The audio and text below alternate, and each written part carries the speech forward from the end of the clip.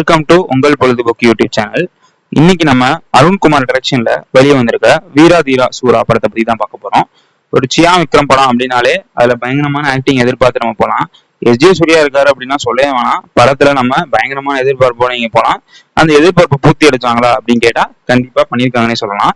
ஒரு screen play சுவாரஸ்யமான இந்த படத்தை ஓபன் பண்ணும்போது ஒரு போலீஸ்க்கும் ஒரு ரவுடி கும்பலுக்கும் ஒரு சின்ன பிரச்சனை. அதுல என்கவுண்டர் பண்றதுக்காக எஸ்ஜே சூர்யா வெயிட் பண்ற மாதிரியும், அதுல இருந்து எப்படி தப்பிச்சு இந்த எஸ்ஜே சூர்யாவை போலீஸாருக்கு எஸ்ஜே சூர்யாவை கொலை பண்றதுக்காகவும் இந்த ரவுடி கும்பல் வந்து ட்ரை பண்றாங்க.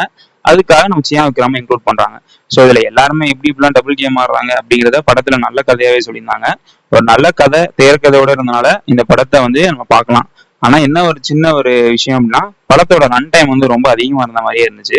ஒரு 2 hours 48 minutes கிட்ட இருந்தனால படம் எப்படா முடியும் அப்படிங்கிற ஒரு சின்ன ஒரு எதிர்பார்ப்பு இருந்துச்சு. மற்றபடி படத்தை கொஞ்சம் குறைச்சிருந்தாங்க அப்படின்னாலே படம் ஒரு சூப்பரான படமா தான் இருந்திருக்கும்.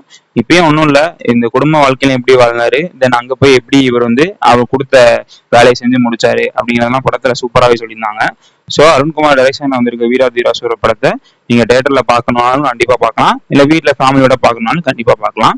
ஸோ அங்கங்க சில கட்டத்துலலாம் ரொம்ப நல்ல இன்ட்ரெஸ்டிங்கான சீன்ஸ்லாம் கூட வச்சிருந்தாங்க.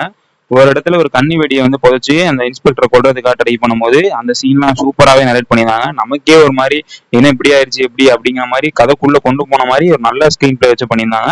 ஸோ இந்த படம் உண்மையிலேயே ஒரு நல்ல படமா வந்திருக்கு. ஸோ இந்த படத்தை நீங்க பார்க்கணும்னு நினைச்சா கண்டிப்பா பார்க்கலாம்.